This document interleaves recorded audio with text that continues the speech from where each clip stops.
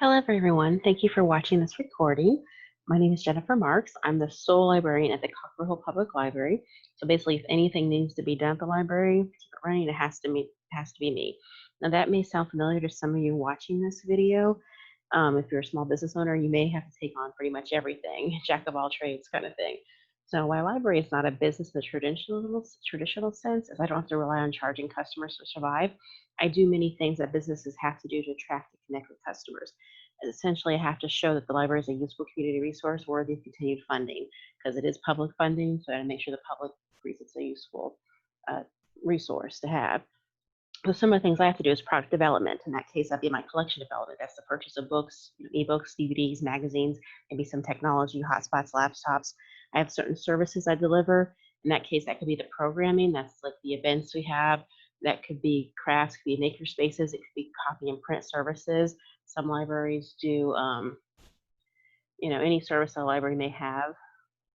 Those are those type of things. And then, of course, marketing, letting the public know what you have at your library. That could be flyers you have in the library. That could be, email newsletters. That could be partnering with communities, community organizations. So they learn, they learn about the library through those. Could be social media, all different ways to do that.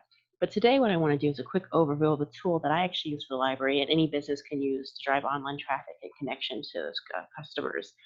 Now, this recording is not to be all-encompassing or answer every question you may have, but it's kind of just a way to kind of dip your toe into many of the lessons that Google offers online for free to small business owners, to entrepreneurs, job seekers, students, and educators to help grow their digital skills. My hope is this recording is going to encourage you to look at those lessons and pick and choose to complete the ones that best fit your needs. So let me give you a quick overview. Here's some of the different resources they have. That Google offers. One is Primer. Primer is an app that provides 5-minute business and marketing lessons on your phone, so you can learn wherever and whenever you're able to. Small Solves is a series of quick help videos that answer questions to help you make the most of your digital tools. That could be from starting a live stream to updating your business profile. Apply Digital Skills, where you can actually teach and learn practical digital skills using a free project-based video curriculum. So if you're a small business owner, you can maybe even assign your staff to do some of these lessons if you want, or do them yourself. Skillshop, you've asked your Google tools that you use to work with free online training. You can develop skills that you can apply right away with e-learning courses that are actually designed by Google product experts. You learn at your own pace, and you can actually get Google product certified as well. Grow with Google provides free training tools and resources to help you grow your skills, career, or business. And then a new one is the Grow My Store. This is actually where Google will analyze if you have a retail site, a website. They'll actually analyze that retail site, give you an overall score, and offer you detailed insights and recommendations to help strengthen your business. So I'll include a link to all these in the description if you're interested in learning more about those. But today, what we're going to focus on is Google My Business. What that is, it's a mini Google My Business is a free business profile tool that businesses use to manage their business info across Google Search and Google Maps. By keeping your info accurate and up to date, customers can find and connect to your local business. And it's so here's an example of what it would look like for a customer searching. It's going to look something like this on Maps or Search. You may have used this yourself when you're searching for businesses. You get to see the behind the scenes.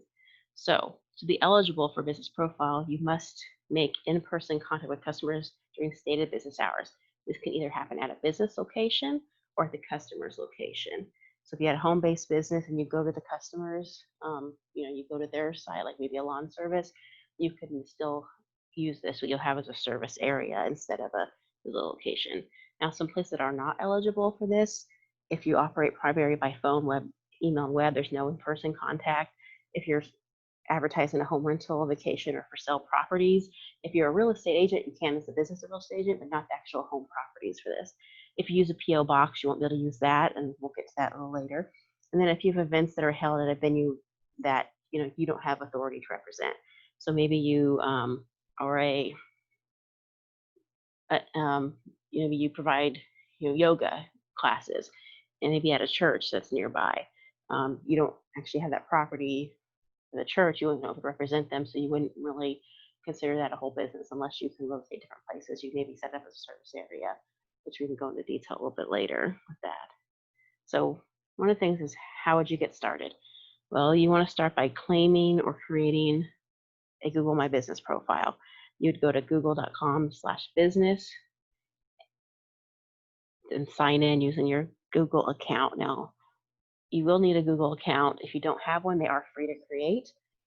You should be able to give a Yahoo account or Outlook account. Most of the time, you can actually turn those into a Google account if you'd like as well. Um, so you can do that if you don't want to have another email, but I would recommend you have a business email that you use specifically for business that you could use for this.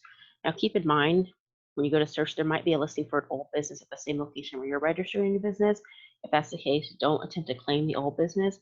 Instead, you're going to suggest an edit to have that one closed, and then you'll proceed to create a new Google My Business listing for your new business.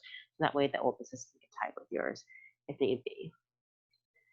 So after you create your account and claim it, you're going to want to get verification. Verified businesses are twice as likely to be considered reputable by users. They also protect business owners from incorrect or misleading information. So how you're going to verify is you're actually going to verify you need a mailing address because Google's actually going to send you a postcard. And so this is why you can't have a PO box or UPS store box for this, um, because you're actually going to send it in the mail to verify it. So if you have a PO box instead of a street address, if any, that's where you receive mail. What you can do is use like a home address and then and then hide it from public view, and you'll do like a service area instead. Now these postcards can take 4 to 14 business days to get to you, so I wouldn't expect to do this and have it up right away the next day or two. Um, if you're looking to open your business, you can actually do some of this before you even open, and so once you open, you'll be able to hit the ground running. And then once you verify your business, you actually have there's some things you can do that you wouldn't be able to do with an unverified business, which we're going to go over here. So once it's verified, here are some of the different things you can do. You can update business hours, which is important because a lot of people who are looking for business want to know what your business hours are. If you have special business hours throughout the year, like maybe the holidays you close, or maybe the summer you do extended hours, you can specify that as well in advance to when you'll be open. You can add photos or video as well, up to 30-second video. So photos could be of your storefront, of your staff. You could do videos, maybe introducing some of your staff, whatever fits the feel of what you want your business to look like online. You can create a short name. So basically, the benefit of a short name enables you to promote your profile in new ways. You can do both online and offline by maybe including a flyer, so you can have a consistent online presence, especially if you have a long name, a shorter name that you kind of go by. Put that there too. Now you can also, once you verified, read and respond to reviews. So one thing a lot of times people might ask, especially if it's a negative reviews, can you remove them? Google won't remove a review unless it violates their content policy, but Google will encourage you as an owner to respond. So you might respond if they're complaining against company policy. You might explain it's a company policy, why. You can provide positive feedback, and provide feedback. People who give positive reviews, whatever you want to work with. You can also share updates that your business would post. You can actually do some posts directly on this page. It could be post about if your hours change. It could be post about offers that maybe you have, like discounts. Could be post about maybe you have a new staff that you want to introduce. Really, whatever you want to do to to communicate with your community.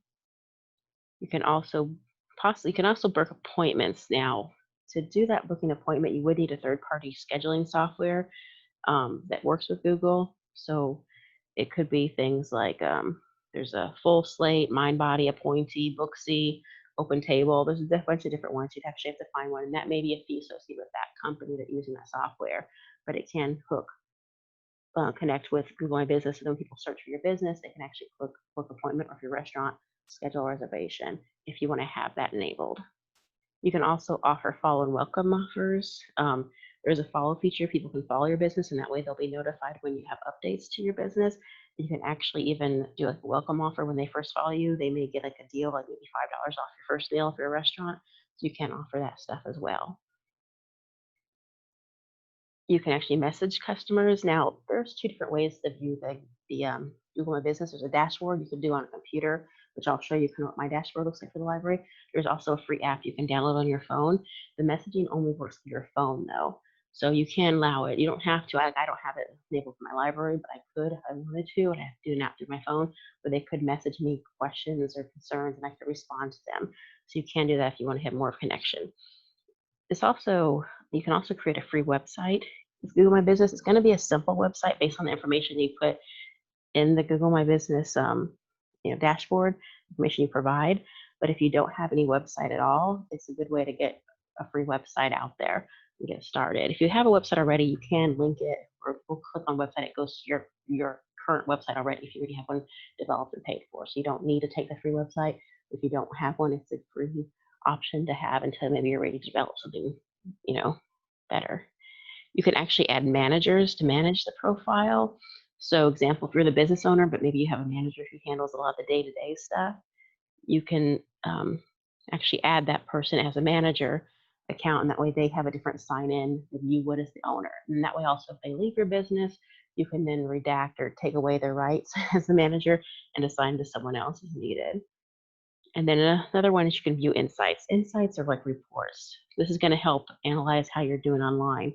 So some of the things the insights would do is you could see how customers use search, Google search and Google Maps to find your profile.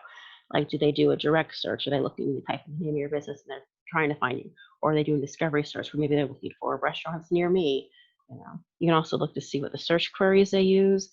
So this doesn't mean they actually have to click on your business profile, but your business probably wants to search. So example, let's just say you are a Mexican food restaurant and I search for Mexican food restaurants near me.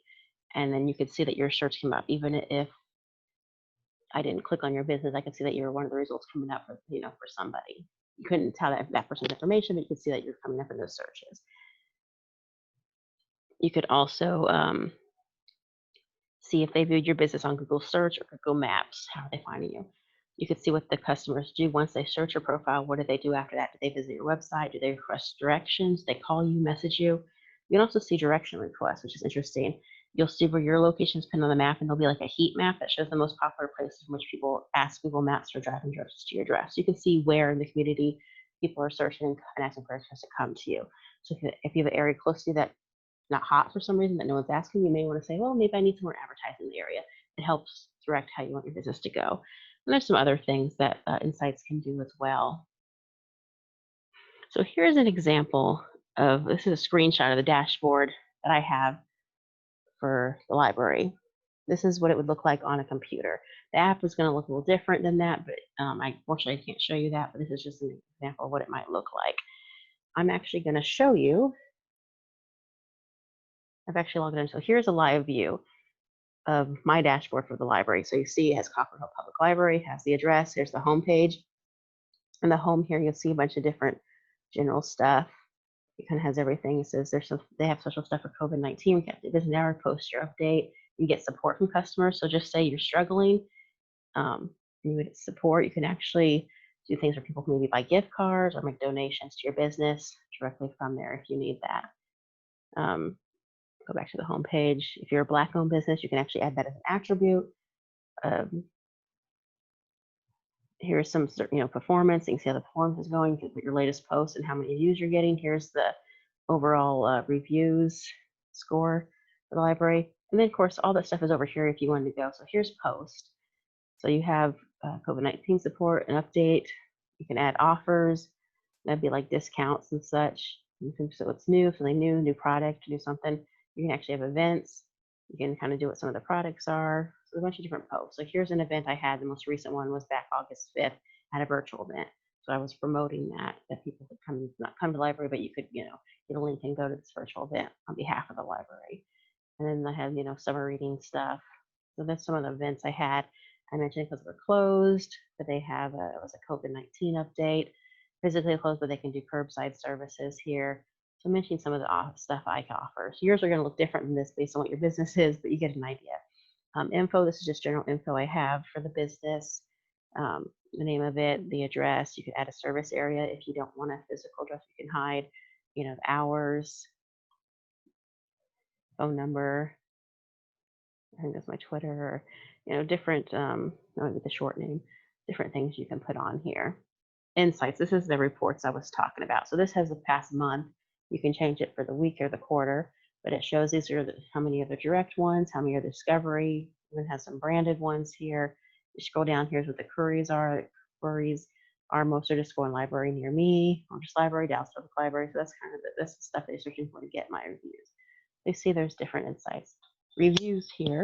This is when people have, did a score review. It says how long ago it was. I can reply to them if I want. Messaging, like I said, this is not the messaging isn't done on. This is a dashboard on a computer. It's not done here. You have to be on the phone, so that's why I can't see it. Photos. The one thing I didn't mention about photos is that photos are not just what you as the owner of the company can publish. A customer can publish photos as well. So just keep that in mind. But see here, I don't have too many photos. Here are some. This one I think is probably a Google view from outside or something from years ago. And you can actually add videos. You can actually add a 3D tour as well.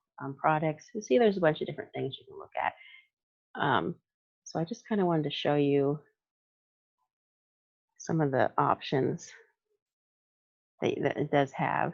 So if you want to learn more, this is just a quick overview. I'm going to have links to the resources I mentioned at the top of this video in the description box. So go and click on those and you can choose what lessons work best for you and grow your skills and grow your business. And hopefully, maybe if you haven't already, you'll register for Google My Business so you can get online and get people finding you. So thank you so much for your time in this. This is a quick overview, but if you have any questions, do not hesitate to reach out to me. I can be reached via email at copperhilllibrary@gmail.com or phone number 214-330-9935 or across my social media. Thank you.